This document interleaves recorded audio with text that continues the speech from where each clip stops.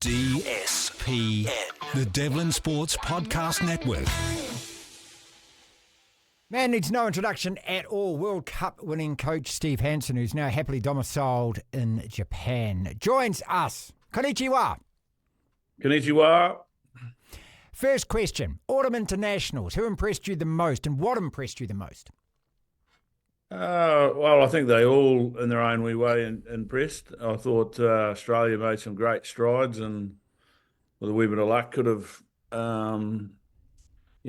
beaten Ireland, which would have had everybody in raptures. Oh yes. South Africa again were strong, weren't they? They were going through a period where they've got a big bench, and now they're playing good footy. All Blacks and Patches were very good. England, in their own way, were good, but just couldn't win. Probably the side that was most disappointing was Wales. Yeah. I mean, it's a job that you had, and a record you never wanted, and Warren Gatland isn't a bad coach. Have you been in contact with him at all? No, but that's not unusual. I'm not in contact with too many people over here. I've just got my head down, working as hard as we can with the job we've got here. So, but Gats he's done it the other way around to how I had to do it, and it's a tough gig when things aren't right in Wales, because you get to hear about it a lot, don't you? Yeah. Yeah. Well, it's a very tribal place, and sometimes you just don't get the support that's needed. But it's far more reaching than just a coaching issue, that's for sure. Let's dig back into a few of the comments you made there. South Africa, Steve, are they just this huge juggernaut that can't be stopped, or is there a way that or a system or a pattern that you've seen by the way that they're playing that you reckon can beat them and beat them regularly? Oh, look, I think they're very beatable. I mean, they've been beaten on a regular basis. Ireland beat them. New Zealand should have beaten them. Argentina did beat them, yeah, that's right. Argentina beat them. So they're beatable, as is everybody. But the more they win, the more the myth grows. And it makes it harder, I guess, the more their confidence grows too. So, but they rely a lot on their big men. And, if they lose some of those big men, have they got big men to replace them? So far they have. But it's, they'll force everybody else to become better at what they're doing. It's just like what we did in, that period through from about 2011 through to 19. We force other teams to have to get better in areas that they didn't want to be. And like every team will have part of their game will be as good as someone else's game, and another part will be better, and then some of it will be worse. So if you can improve the bit that's not as strong as the opposition, then you become better yourselves. You've always been of the mind that as far as the All Blacks go, that we have to play our own style, that we can't kind of go after them. Do you still believe that we've got to actually work out a way that we can play to the best of our ability, and that's the best way to beat them? I think so. I mean, naturally, we're a team that wants to use the ball. We just got to be smart about how we use it, where we use it. But the game hasn't changed. You've still got to do the job up front. The numbers 1 to 5 win you the test matches. If they can get parity or get dominance, then the game becomes easy for the rest of the group. Have you been impressed the way that the All Black forward pack has performed this year? Because, just to the layman, it looks as though we've made great strides, set piece especially. I mean, I think we've been as competitive there as any team. That's just me. Well, I wouldn't say we've made great strides, but I think we're still going as well as we were. This is a team that should have won the World Cup.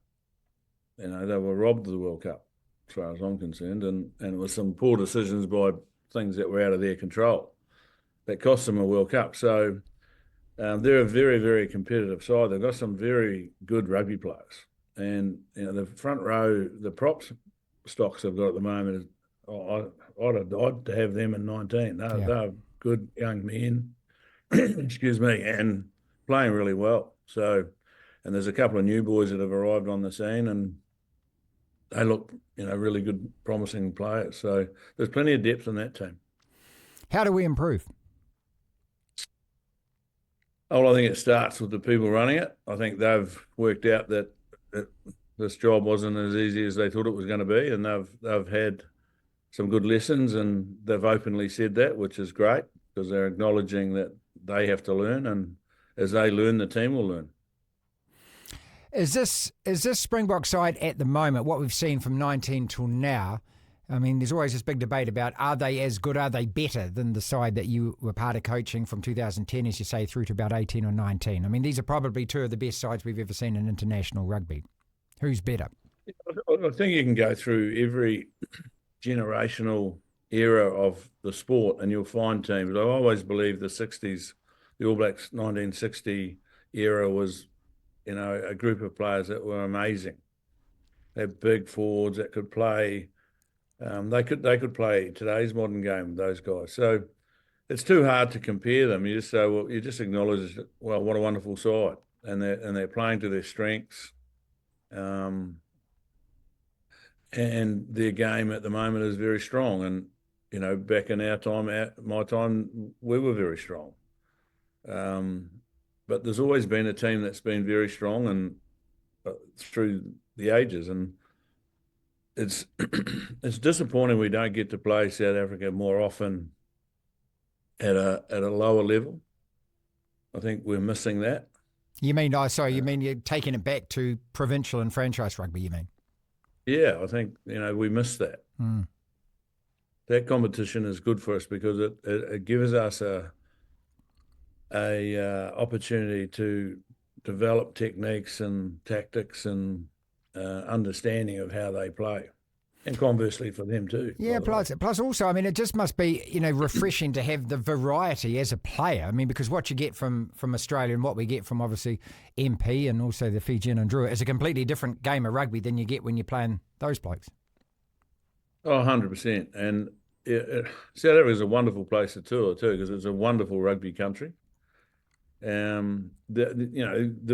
I guess the big plus is the travel. We're not seeing the All Blacks having to travel as far, and that because that was tough. No, you'd go via Argentina, at international level, and then you'd have to play a test match.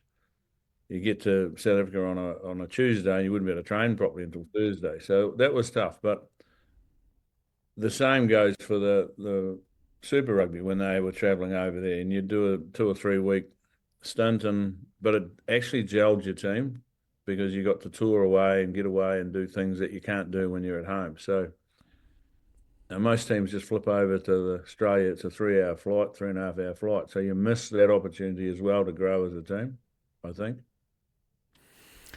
The officiating in the Northern Hemisphere, what were your thoughts on that, the way that those games we've just seen, the Autumn Internationals, were reffed? Were you happy with the way they were? Oh, yeah. I mean, it's a tough job, reffing. I mean, the rules are so complicated, and I've always been an advocate for trying to simplify them. Yeah. So if we could keep doing that, that would be great. I think they've finally realised that there's a difference between foul play and accidental red card. So that's promising. World Rugby is not committing to that 20-minute red card, though. Are you in favour of it? It makes sense, doesn't it? I mean, thuggish play, serious, continuous professional fouling. Red card the guy and get him out of there. But if it's an incident as opposed to an accident, 20 minutes makes sense, doesn't it? I think so. And, when was the last time you saw some real thuggery? Yeah, right. I'd say Barkey's Borta against, I can't remember who the halfback was. Was it?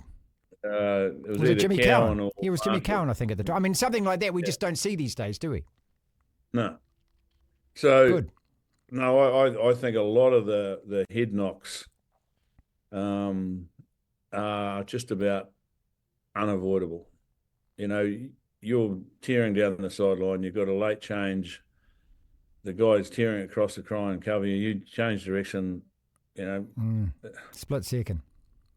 You've got to make things, well, it's even less, it's tenths of seconds that you've got to change your body shape, and you just can't do it. So those things are unintentional, and if they're unintentional, I understand we need to try and get head knocks out of the game, but they're not foul play, they're just accidents. So dealing with them with a 20-minute red card, is a good positive start, I think. because it stops making our game sound like it's a dirty game, and it's not.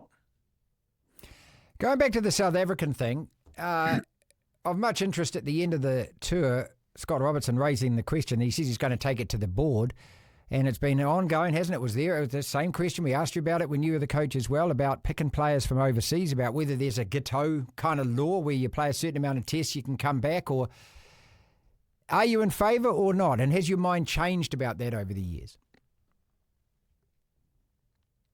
It's something you think about a lot, because it's obvious they want Richie Mwanga back, and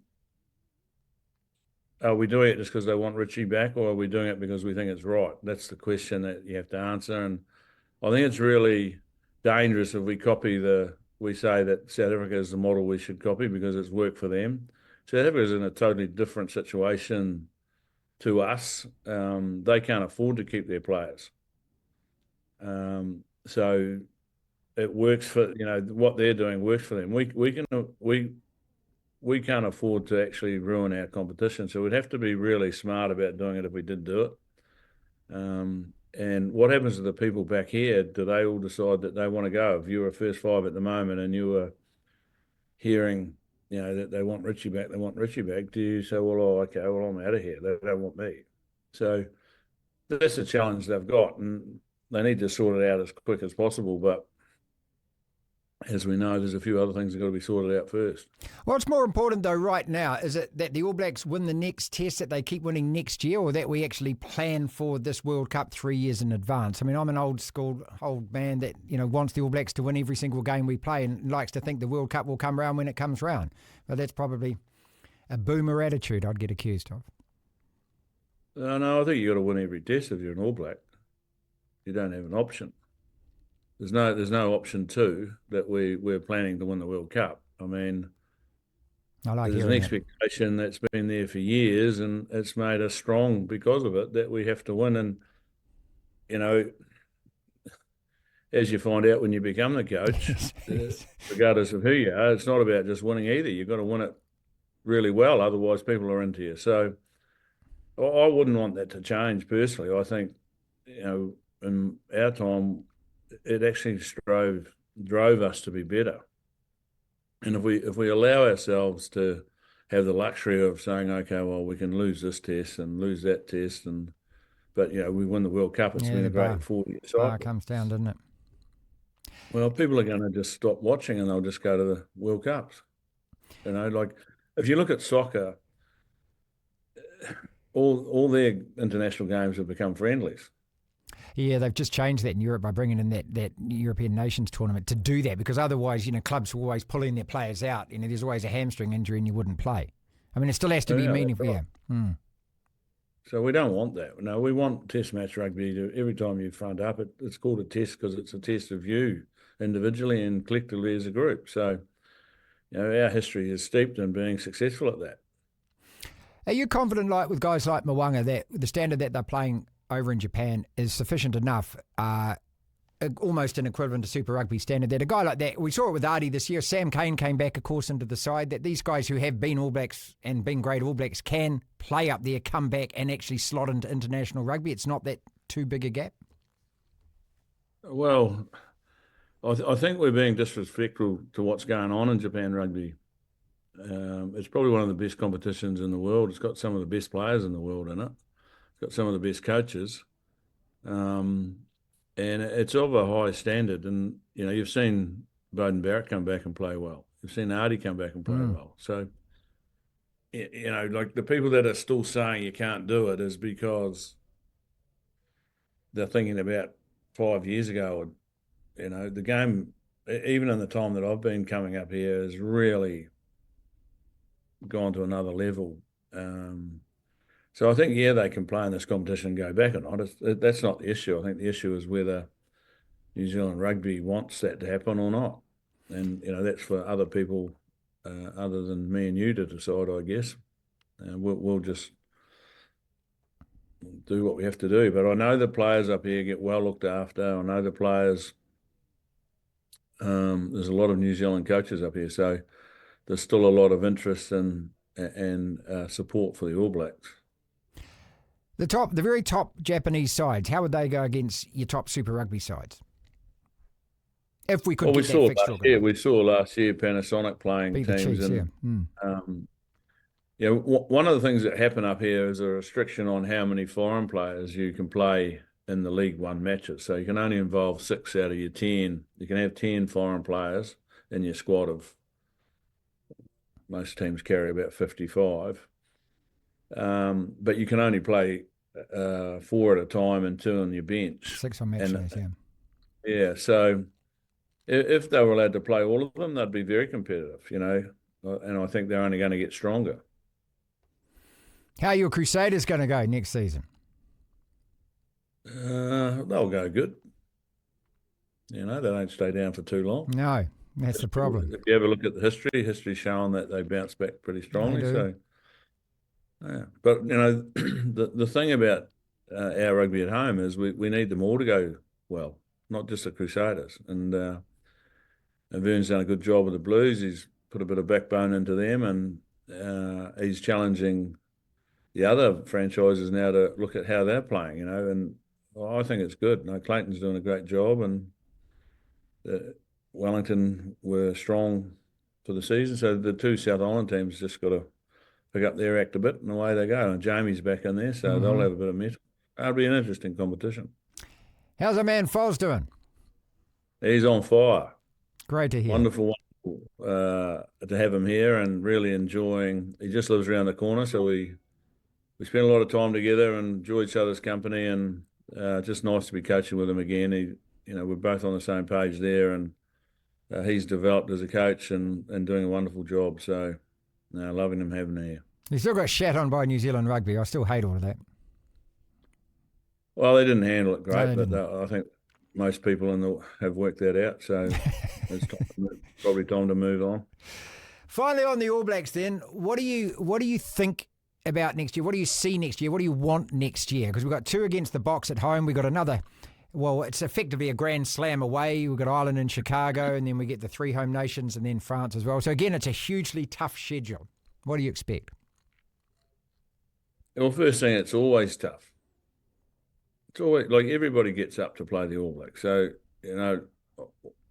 we shouldn't make excuses. We should just keep being as demanding as we are. And whilst that's tough on the people involved, that's just life when you're an All Black or an All Black coach. What I expect is irrelevant. It's what they want, and when you hear them talking, they want to keep growing. So that's a positive thing. If they keep growing, they're just going to get better, and they understand Test rugby better and work towards that, then we'll see them perform better, I guess. Are we ever going to see you doing Eddie Jones and coach those Brave Blossoms? No. Is that unequivocal? That is. Never again. So you're not going to coach internationally again? I wouldn't say I won't coach internationally again, but it would take something pretty special to get me away from doing what I'm doing. And I'm enjoying, being back coaching full time. This is, I haven't really coached full time since 19. So I'm enjoying that. I'm enjoying the people I'm working with is making that special. The players are really working really hard, and I'm enjoying their company. Toyota are a really supportive company, and that challenge in itself is enough for me at the moment. And I'm not getting any younger, Marty. I'm allowed to ride on the buses for free now. So yeah, same, mate. not that it helps over here. You don't get a bus ride here. So, no, you don't. But do I want to go back into that arena? Probably not. So I'd probably get divorced if I went back there. How's the lingo finally, mate? You learning? Oh, slowly, but no, you get spoilt because you have a translator with you all the time. Okay. That helps. And our translators are fantastic. Like, they'll speak the same time as I'm speaking, so it's not a delay. Wow. Pretty clever. All the very best as always. We thoroughly appreciate your time. It's great to catch up, mate. Yeah, no, awesome to see you, and great to see you back on what is it? What are we calling what you're doing now, mate? Live radio or DSPN. It's kind of like ESPN but without the budget. Oh well, get the budget and you'll be away. Thanks, mate. Appreciate you. Enjoy it. Thanks, mate. Good to see you. DSPN.